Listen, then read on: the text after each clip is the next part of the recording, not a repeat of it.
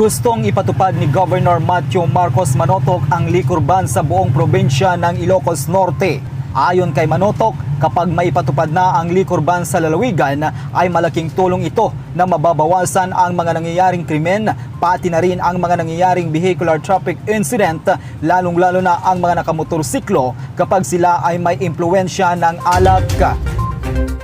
Mapagbabawalan ang matindahan sa buong lalawigan na magtinda ng alak simula alas 10 ng gabi, linggo hanggang Huwebes. Sa Biyernes at Sabado naman ay hanggang alas 2 ng madaling araw ang inuman sa mga disco houses at bar. Ayon pa sa gobernadora, kailangan pa rin dumaan ito sa legislative branch ng Ilocos Norte government upang pag-aralan at mabuo ang magiging ordinansa. Sinabi pa ni Manotoc na sa ipapatupad na liquor ban sa lalawigan ay isang pagpapakita ng suporta sa ipinapatupad ni President Rodrigo Duterte na liquor ban sa buong bansa. Magsasagawa rin ng public hearing kasama ang mga negosyanteng maapektuhan sa nasabing liquor ban sa Ilocos Norte. I'd like to introduce liquor ban. Na-inspire ako siyempre kay Presidente, and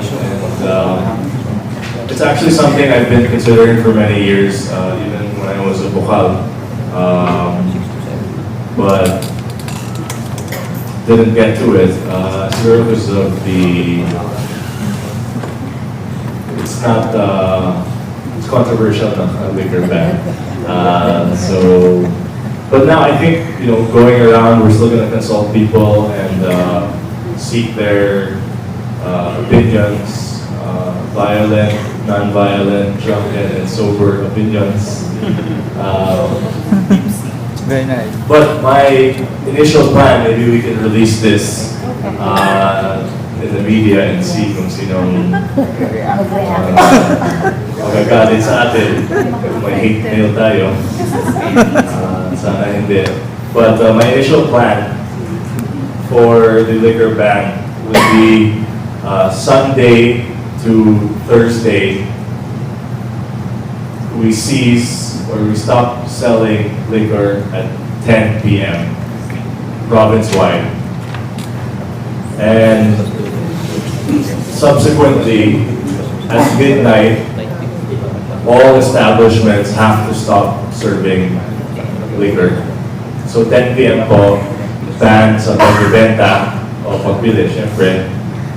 Midnight naman, lahat po ng mga establishments, restaurant, bar, hotel, resort, kahit ano, no more selling at any establishments at midnight.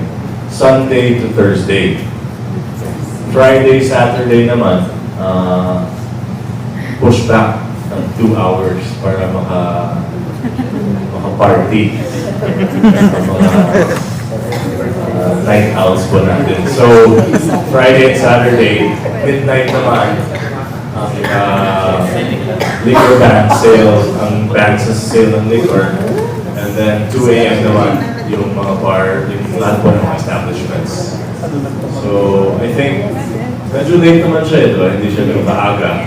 At sinasabi ko nga sa iba, ang gagawin na lang sa ng mga tao, is na lalabas ng 11, lalabas sila ng 9, diba? Or 10, or even mas maaga.